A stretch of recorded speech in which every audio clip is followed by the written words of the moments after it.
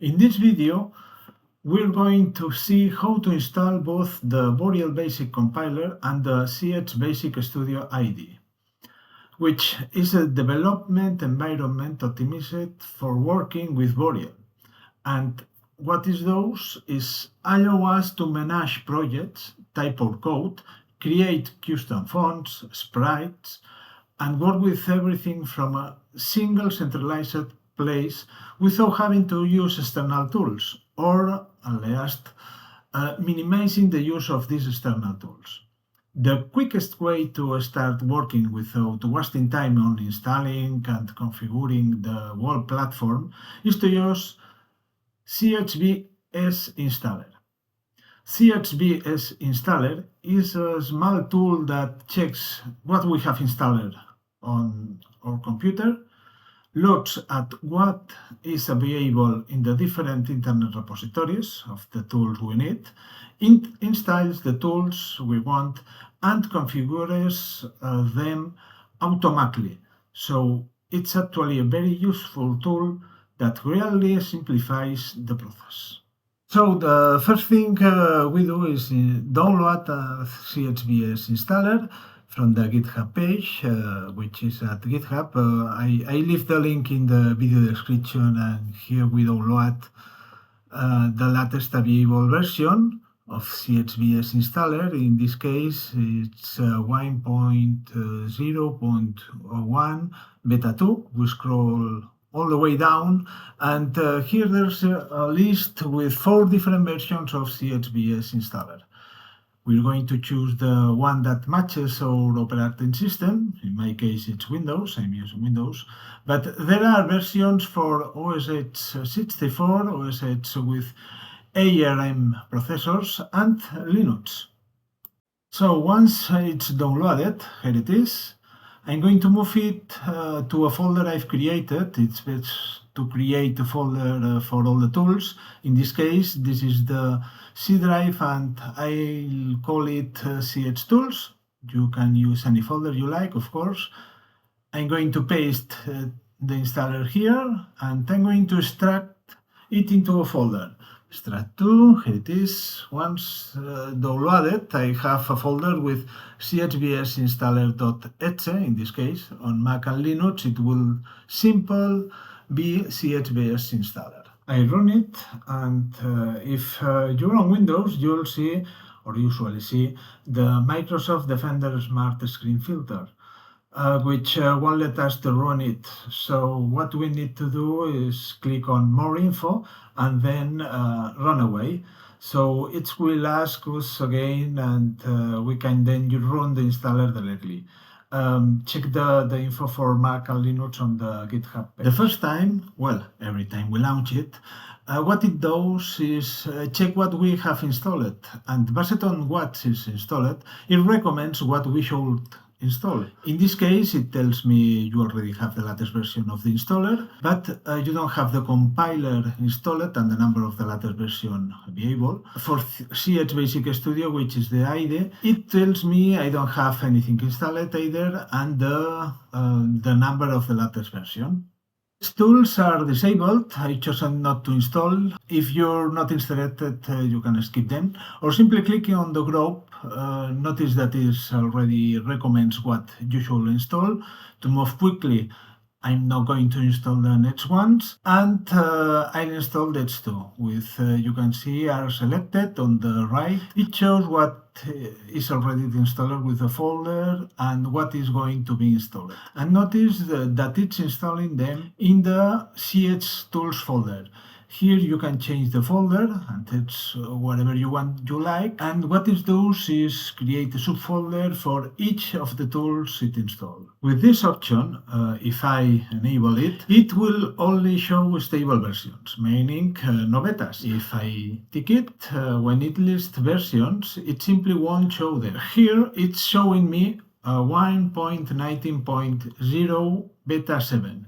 But if I refresh, you'll see that once it finishes checking, it will show 1.18.7, which is the latest non-beta version. and the same for the installer. Since we like to use the latest, I disable it and leave it as is. Another option is updating CX Basic Studio settings, which automatically configures CX Basic Studio, so without touching anything, it will already work. So we'll leave everything as it is. Simply click on Install Components, and as you can see, it's downloading, installing the compiler first, then the IDE, and now it's checking again the versions installed on my computer. And as you can see, it now appears in green. We exit and look at what's in the CX Tools folder. You'll see it has created a downloads folder, which is temporary for all downloads, CX Basic folder with the compiler, and another folder, ZXBS with CX Basic Studio. So to run CX Basic Studio, we simply go into its folder and click CX Basic Studio, and it should launch automatically.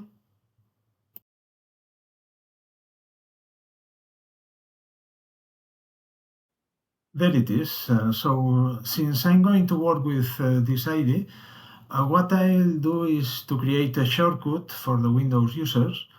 I'll right-click, select copy, go to the desktop and choose with the right button paste shortcut, and it will create a shortcut icon for CX Basic Studio. As you can see, the icon is already created. I'll rename it and call it CX Basic Studio. And to launch it, I'll simply double click here, will load the ID automatically. There it is. And to check that everything works properly, we're going to create a small project. To create a project, we go to File, New Project. Inside the CX Tool folder we created early, we create a folder called Project, where I'll store all my projects, for example, and inside that I'll create a folder called Hello World.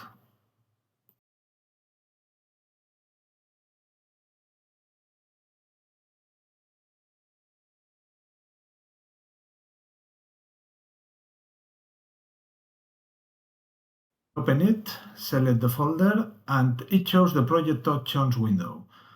In main file, I'll type hello world.bas, which will be the main file the compiler uses to build the project.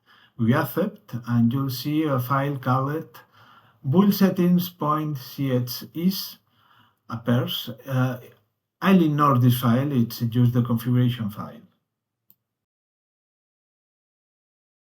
And what I'll do is create a new file, click on the new file icon or file, new file.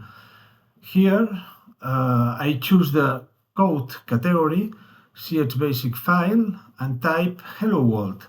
Watch out for the uppercase and lowercase, especially on Linux or Mac. On Windows it's not an issue, but be careful because it is case sensitive.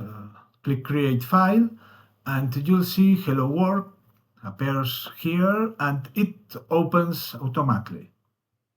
Here I'll type a simple program, my first program, and I'll press play to run it, or press F5. You can see the compilation commands here, and there is running in the emulator. It's that simple. As you can see, it's just start, create project, run, and it works. There's nothing else to configure. One detail is that the emulator appears very small. I can enlarge it, but then it covers the code. One option I recommended is right-clicking on the emulator and selecting float. So it appears in a floating window. Then you can resize it as you like, for example here, and the same with the output window, if you prefer it outside, and place it wherever you like.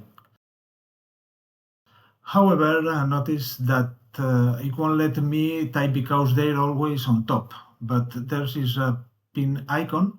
If I click it, it moves it behind, and when I want to it in front, I just switch window and I can alternate between them.